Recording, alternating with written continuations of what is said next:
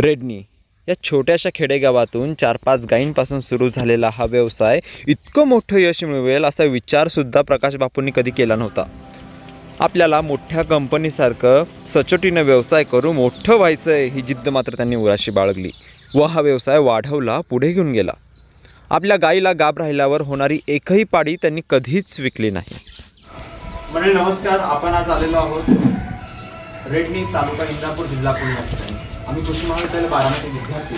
आज आपण या ठिकाणी आलो आहोत माननीय प्रकाश बाबूराव शेंडगे साहेब यांच्या घरी। तर नमस्कार।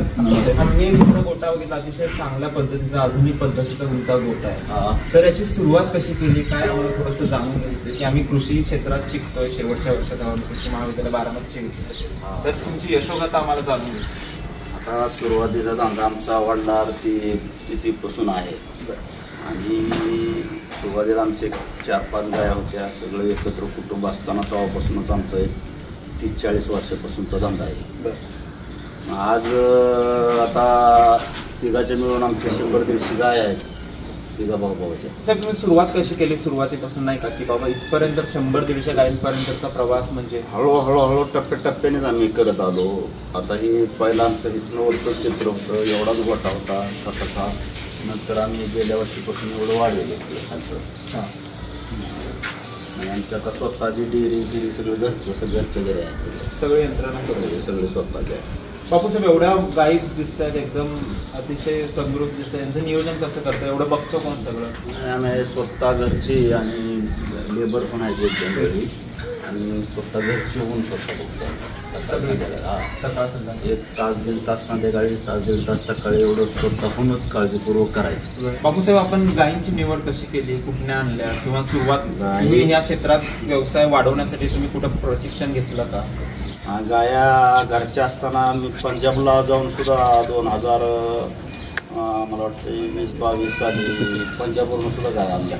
पंजाबला गेलात त्याच्यानंतर तुम्हाला काय फरक जाणवला की आपल्या पंजाबची गाय 35-40 लिटर पर्यंत दूध देते पंजाबची? हां, 20ची आतली एक पण गाय भेटत नाही। आता पहिल्या वेळेस गेलो आम्ही तिथं थोडं फसलेच वाटलं आम्हाला की आम्ही जवळ आलेल्या गाया चांगल्या दिसतात ह्या विषयी घेतल्या। हां, पण ती गायाला लांबचा प्रवास असल्यामुळं त्यांना ते सहन होत नाही, जाणवतं। आणि तिथं ज्यावेळेस थंडी असते त्यावेळेस आपल्या इथं लय उष्णता असते, आपल्या इथं थंडी असत त्यावेळेस तिथं उष्णता असते, त्याच्यामुळं वातावरण चेंज होते।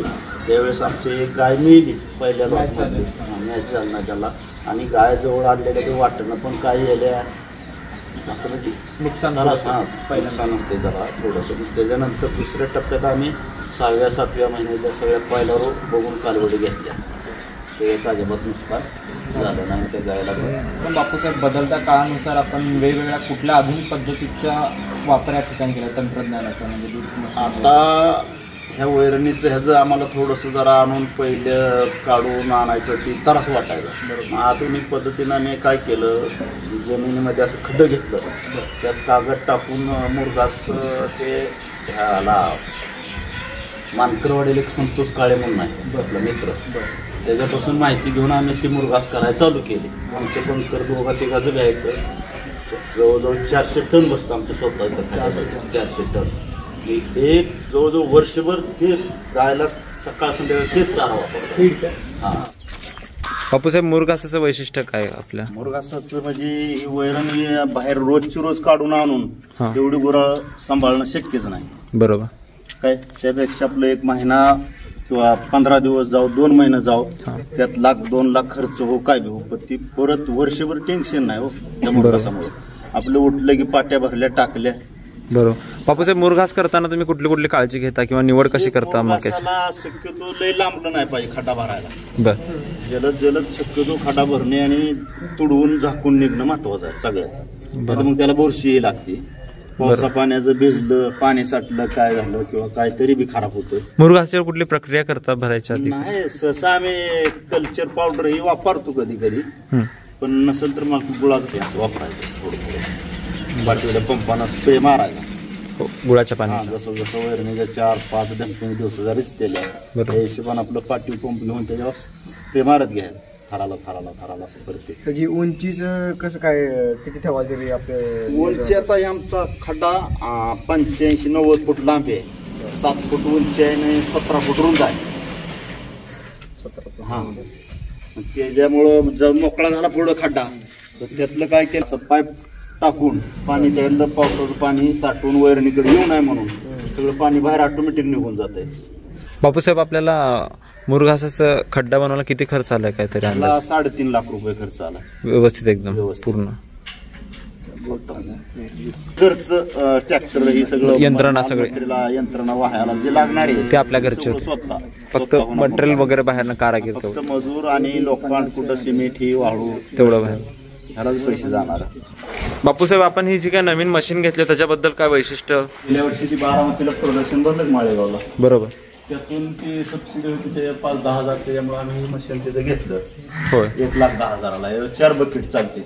बरोबर. आता ही घेतल्यापासून तुम्हाला काय मिल्किंग मध्ये दारा फरक? काढायला उरकते ना पटकीना. बरोबर. हा, त्याचं वैशिष्ट्य वगैरे? 1 तासात बरात आपले 6-7 किलो दूध भरतं एका टायमाला. एका वेळेस 2 मशीन आहेत त्या, दूधचं कनेक्शन केलेला घोटाळा झाला तरी कॉप फिरवला की आपलं एका म्हणलं चालतंय. बापूसाहेब, आता हे मुक्त संचार गोठा, त्यामध्ये हवेशीर असं जनावरांना वाटतं? हवेशीर मध्ये बाकी काय आता एवढ्या ह्या कोब्या गुरु जरा बसायला भेटतात, बरोबर. म्हणून सध्या आम्ही परत सावलीसाठी म्हणून एक तिकडं झाड लावलं मोठं, आणि ही 2 शेड जी केलेत परत ही आपले मुक्त संचार गोट्यात तिकडे जाऊन बसते गोट सावलीला. सावली कमी पडते, कुठं नेट बांधण्यापेक्षा यापेक्षा ते शेडच करून टाकले. तिथं कंपाऊंडलाच वेल्डिंग करून खांब लांबवलं, शेड टाकली करून. बापूसाहेब, आता ही मध्ये मध्ये झाडं लावायची सावलीसाठी, जनावरांच्या सावलीसाठी. हा, ही नैसर्गिक सावली आपण ह्या गोट्यापेक्षा कितीतरी चांगली ना हवेशीर. बरोबर. बापूसाहेब, जनावरांना पिण्याचं पाण्याचं कसं नियोजन करताय तुम्ही? काय पिण्याच्या पाण्याचं काय, सकाळी टाकी ब्रशनं घासून भरायची. बर. गोट्यातून बोर आहे, सिंगल फ्यूची मोटर आहे. बरोबर. ती टाकी भरल्यानंतर पुन्हा दुपारी काय कमी जास्त वाटलं दुपारी एक वेळ मोटर चालू करायची, नंतर भरायची. रोज टाकी आम्ही साफ करतो. रोजच्या रोज स्वच्छता असते. साफ करतो. सकाळ संध्याकाळ टाकी भरायची. लागेल त्यावेळेस येते, ताण लागेल त्यावेळेस पाणी पिते. मुक्त संचार असल्यामुळे आपल्याला त्रासच नाही. सकाळी 8:30-9ला बाहेर निघलो गोट्यातनं, संध्याकाळी 4:30-5लाच गोट्यात यायची.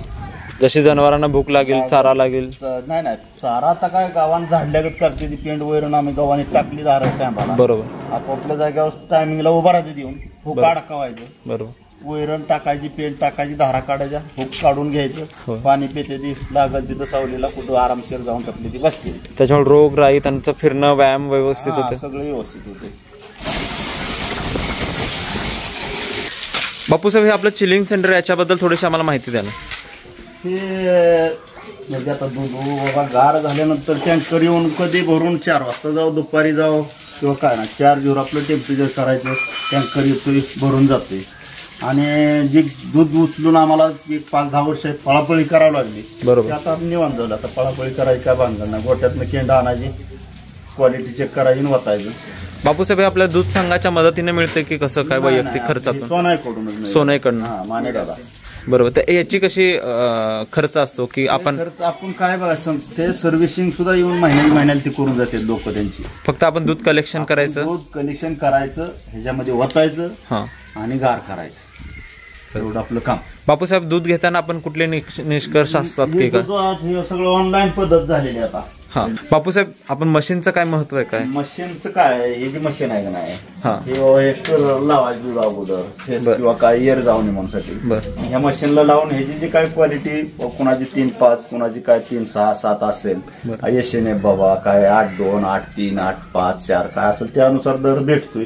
आणि मशीन शक्यतो चांगली मशीन असली ना, 2दा-3दा जरी दूध लावलं तर धरसोड करत नाही, कमी जास्त दाखवत नाही. बरोबर. ह्या हिशोबासाठी चांगली बघायची. बापूसाहेब, आता आपण किती क्षमतेने साचवू शकतो दूध? साठवणूक क्षमता किती? 3200 लिटरची क्षमता आहे टाकी. 3200 लिटरची. 3200. आपण किती कालावधी, किती तास ठेवतो आपण दूध इथं? दूध काय एखाद्या वेळेस टँकर येण्याच्या हिशोबावर संध्याकाळी 5 वाजेस्तोवर सुद्धा लागतं. बरोबर. त्यावेळी आपल्याला कलेक्शन 7ला चालू करायचं, त्याच्या अगोदर भरून गेलं म्हणजे बाद झालं. बरोबर. काय समजा टँकरचा घोटाळा झाला किंवा काय झाला किंवा काही वेळेस वेळ बी लागतो. बरोबर. पण ह्याला 4 झिरो टेम्परेचर केलं ना, आम्ही काय आता बर्फ बी करून टाकतो एखाद्या वेळेस. कवा घेणं का आपल्याला होय. आपल्याला टेन्शन नाही करायचं. बापूसाहेब, काय वैशिष्ट्य की बाबा तुम्ही देशी संगोपनाचं काय तुम्हाला महत्व वाटतं? पहिल्यापासून लोकांची एक परंपरा आहे. ह्या हिशोबात आपलं एक देशी जत्रा दारात गाय म्हणून असावी, बरोबर. एक दर्शनासाठी किंवा गोवतारासाठी. बरोबर. हां, तुम्ही हरियाणा जाऊन स्वतः आणले? स्वतः आणली. ही 1,15,000 मिळत आहे. होय. बापूसाहेब, आपल्या इकडच्या मशीनमध्ये आणि याच्यामध्ये काय वैशिष्ट्य? ती आता पहिल्यावर असताना आणली होती. हे दूध दिलं हे 7-7 लिटर एका टायमाला, एका टाइम. आता हे झालेली आहे.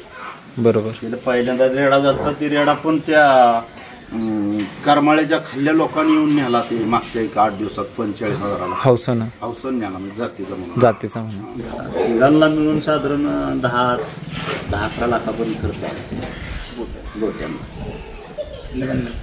पाण्याचं याचं बोरचं गोठ्याचं नियोजन आहे. काय गोठ्यातनं काय कुठं बाहेर जाणे भानगड नाही. लेबरला सुद्धा बटन दाबा तिथंच हांडा भरायपुरतं पाणी गोट्यातच निघते. पण लसी आणि डिसीज प्रिव्हेन्शनसाठी कोणकोणते मेजर्स, सिक्युरिटी मेजर्स घेतले? लसीकरण ही लाळीसाठी ह्यासाठी आपलं जे काय सरकारी गावातलं जे डॉक्टर असतात हे 6 महिन्याला आपलं लाळी बदल किंवा काय असेल त्या त्या पेडमध्ये ते लसीकरण करतो आम्ही. आणि नसेल आले तर विकत आणायची, डॉक्टर आपला खाजगी बोलवायचा, लसीकरण करून घ्यायचं. आपल्या कलेक्शन मध्ये फक्त आपल्याच गोठ्यातल्या दुधाचं असतं का बाहेरचे पण लोक दूध बाहेरचे पण आहेत ना. 3,000 लिटर दूध आहे. सगळं टोटल इथनं बाहेर पडतं 3,000 लिटर. आणि ती सोनायला बल्कुलवर दिलं आहे सोनायला. डायरेक्ट सोनायला त्यांच्याकडे ती भरून घेऊन जाते. बापूसाहेब, तुम्हाला जर आमच्यासारख्या युवा पिढींना एक संधी द्यायचा मला व्यवस्थित तर तुम्ही काय देऊ शकता? असं तुमच्यासारख्याला काय स्वतःची हिंमत जर असेल कष्ट करण्याची किंवा चिकाटीनं धंदा करण्याची तर काय अडचण नाही, काय तोटा व्हायसारखं नाही. हा, पण केलं पाहिजे मन लावून, जिद्दीनं केलं पाहिजे. काय 10-5 तुम्ही गाया घ्यायचा म्हणला, गायाला काय दुधाचं 4 दिवस जर कमी होऊ शकतात किंवा झालं काय अडचण आली तर त्यावेळेस ती म्हणजे हाल सोडलं नाही. आज तिला जगवलं, 4 दिवस सांभाळला, पण ती आपल्याला 4 दिवसात सांभाळू शकतो. आता बरेच लोकांचं म्हणणं कसं आहे की आपण गायींचा धंदा करतो, मशीन धंदा करतो, त्या दोघात जस्ट 0% म्हशी असते. कसं आहे, म्हशी आहेत आमच्यात 1-5-6, पण भाकड काळ म्हशीला ज्यादा आहे. त्यामुळं ती अंगावर जास्त सांभाळावं लागते ना पद्धत. बरोबर. जर्शीचं कसं होतंय, काय एखादी आपण राहायला 4 वेळा 2 वेळा त्रास दिला किंवा काय त्याच्यातच लांबते, नाही तर ती सहसा लांबत नाही. महिन्यात 3 महिन्यात 4 महिन्यात एवढा दुधाचा बंदचा काळ राहतो. म्हशीचा वर्ष बी राहू शकतो. महिन्याला तरी सरासरी किती लिटर दूध जातं महिन्याला? महिन्याचं सरासरी आमचं एक अंदाजे 30,000 लिटर दूध होतंय. 30,000 लिटर दुधाचं 30 रुपयानं जरी, म्हणजे आज 27 रुपये रेट होता त्या हिशोबाने मार्केट रेट. हां, आजपासूनचा 30 रुपये रेट झाला. 30,000 लिटर महिन्यात दूध झालं. 30 रुपयानं किती झालं पैसे त्याचं? सुरुवातीला डेअरी चालू केलं, 5-6 केंड आमची दूध होतं, तेवढं आम्ही पिकअप घरचं होतं. डायरेक्ट सोनायला मी 5-4 वर्ष याला पड घातलं रोज सकाळ. सोनायनं आम्हाला पहिल्यापासून 2013 साली डेअरी चालू केली. बरोबर. तेव्हापासून जी म्हणजे आपल्याला मानेदादा सोनाई कंपनी, बरोबर, दशरथ दादा मानेंनी आपल्याला सहकार्य केलं आणि त्यांनी करायला लावलं चालू. तेव्हापासून आपण 1 लिटर दुसरीकडे कुठं वाचायचा प्रयत्न केला बी नाही, प्रामाणिकपणानं आपलं त्याच ठिकाणी. आणि त्यांच्यापासून आमचं खूप चांगलं झालं. ट्रॅक्टर आपल्या शेतीला लागतो बाबा, गाडी दुधा गोळा करण्यासाठी पिकअप होती. हे आपलं काय आपलं कुटुंब आहे बाबा, 25-30 माणसं होते. हे सगळं एक मोठी गाडी 4 चाकी गाय कारतो, दवाखाना आहे, लाख भानगड असते. बरोबर. रात्री लागते एवढं आपलं स्वतःच आहे. गायापासून डेअरीपासून आपल्याला हे जी बंगला बांधला आहे, बरोबर, काय 80-90 लाखाचा. बरोबर. आपण हे जे जेवच केलं सगळं दूध दांड्याचे. बरोबर. बापूसाहेब, धन्यवाद आपण केलेल्या मार्गदर्शनाबद्दल व आपली ही यशोगाथा नक्कीच येणाऱ्या नव्या उद्योजकांना, युवा उद्योजकांना व शेतकऱ्यांना नक्कीच प्रेरणादायी असेल. आपले खूप खूप आभार.